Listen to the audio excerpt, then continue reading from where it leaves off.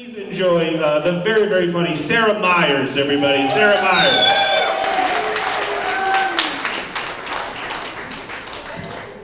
Hi everyone, my name's Sara Meyers. I'm so excited to be here tonight. Are you guys having fun? Make some noise if you're having fun.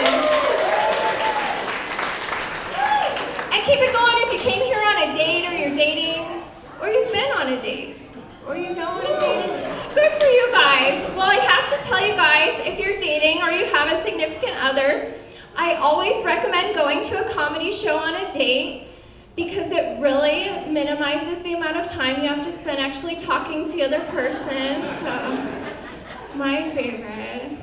Because dating is hard, right? I've been having a really hard time dating, especially because I'm married. It's like extra hard. I'm just kidding, I'm not married anymore. I'm actually celebrating the finalizing of my divorce. Thank you. And I got married in Florida, which means I had to get divorced in Florida, which I'm sure you guys know is famous for its perfect legal system. So in Florida, when you get divorced, you have to go in front of the judge and you have to say the reason why you want to get divorced. And if it's not a good enough reason, they can make you stay married. Yeah, so my husband and I, we started to sweat because we didn't want to go in there and be like, we both want to find someone else who makes more money.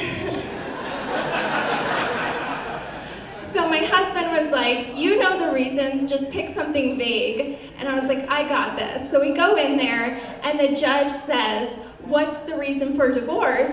And my husband said, irreconcilable differences. And I said, whores. I love them. That was good enough. So now I'm divorced. Okay, I have to be honest with you guys because I feel like you can probably tell, but even though I'm a comedian, I actually have really horrible stage fright and anxiety. But check me out, I'm up here, I'm doing it.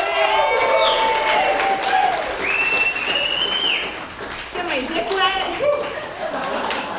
Isn't that right? I said that at a club one time and the owner was like, you can't say that here, we only do clean comedy. And I was like, oh my God, I'm so sorry, I can't say dick. And he said, no, you can say dick, you just can't say dick wet. And I told my family and my mom was like, what if you said damp? And then my brother said, or moist. And I was like, ooh, I don't think you can say dick moist in any place where there's people.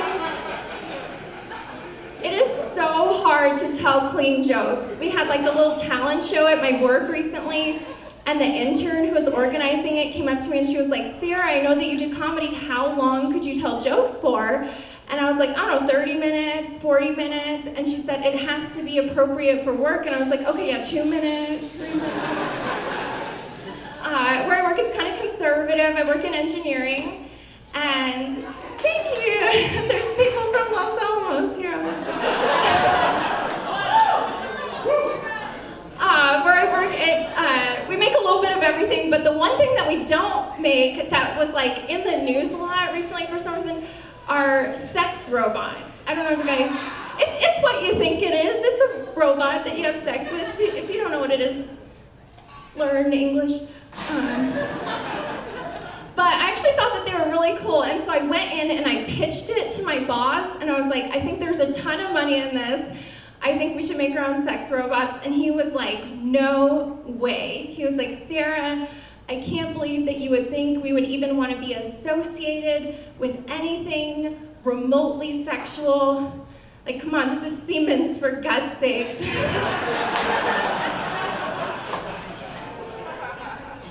The talent show that we were having, it was to celebrate International Women's Day. And so they had actually asked me to write some jokes about International Women's Day. And I sat down and I wrote a bunch of jokes, but I didn't end up saying them because I just really knew that, like, no matter how good those jokes were, they were only going to get 70% of the laughs that they were owed. It was interesting interesting though, at the time that week, it had actually been the very first all-female space flight to the International Space Station. It's the first female crew, and I was gonna write a joke about it, but then I got a little bit teared up when I read that because I thought, oh my God, this is so amazing. This is an historic moment. This is the first time ever that a group of women have felt safe in the workplace. I can't imagine being on that crew though, because you just know if it's an all-female crew, like nobody on that crew is ever gonna say, Houston, we have a problem. They're gonna be like, Houston, if you don't know what the problem is, then I can't even talk to you right now. I love the women in my office though. The other day I asked my coworker how her week was going, and she said, I wanna kill myself. I was like, so bad? And she said, no, that means it's good because I only want to kill myself. That's fair. Even though I'm an engineer, my parents actually never said that they were proud of me until I started doing comedy. And I was so shocked because a lot of comedians have jokes about how their parents are so disappointed. And so I was like, Dad, really? And he said, no, your mom and I are so proud. We think that you are brave, that you're creative, that you're not quitting your job, right? And I said no, and he was like, yes, then in that case, we are very proud. Don't quit your job. My coworkers, they were really surprised when they found out that I do comedy because they know me, so they know this is how I actually talk and act and dress. I've been finding out that a lot of people think I'm doing a character, like a nervous character.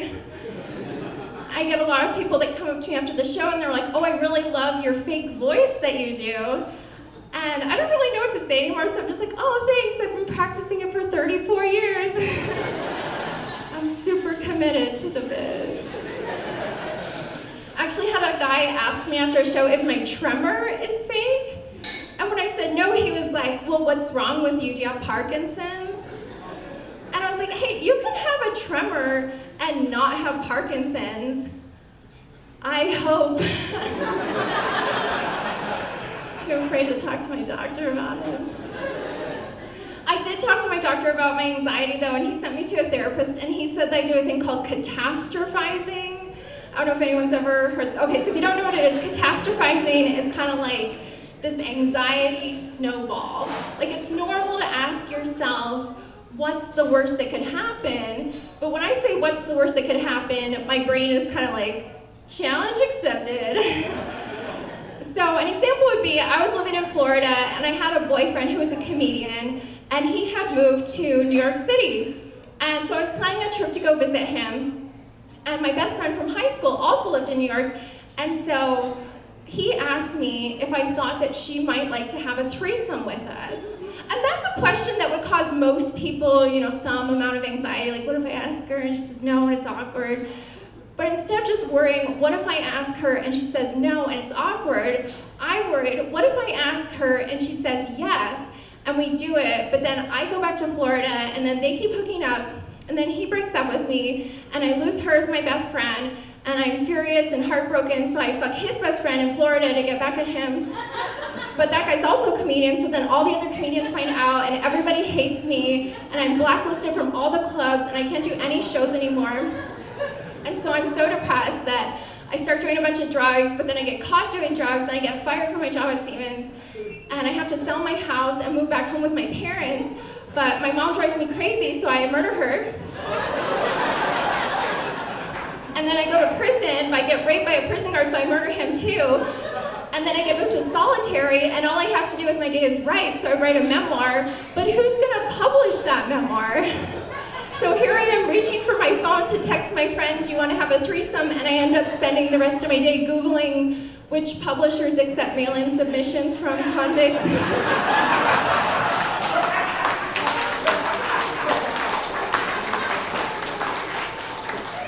I said that at a club one time, and when I said that I was worried about getting raped by a prison guard and murdering him, some guy in the front row shouted out, "Been there!" You guys, please give it up for the other comedians. They've all been awesome tonight.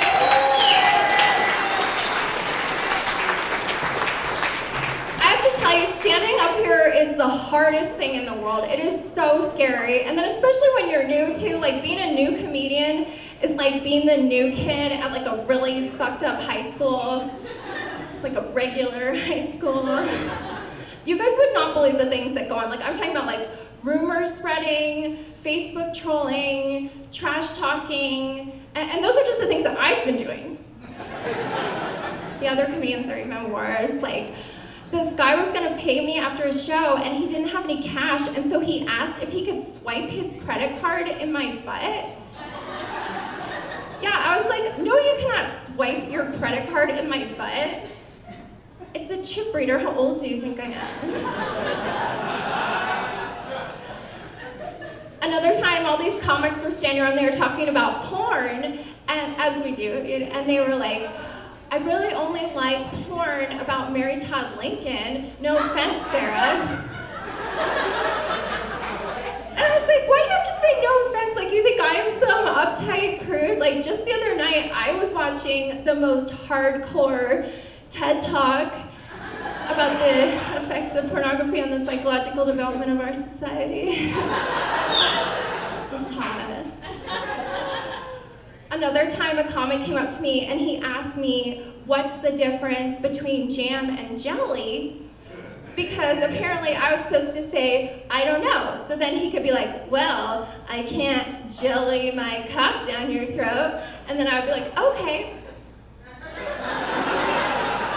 But I didn't know that. I didn't know that that's what the right answer was. So I was like, okay, well, I'm sure you know that jam and jelly are both a combination of fruit, sugar, and indigestible carbohydrates, which is packed in, but jam is made from crushed fruit and jelly is made from fruit juice, not to confuse it with preserves, which are made from fruit syrup. And then there's marmalade. Don't even get me started on marmalade.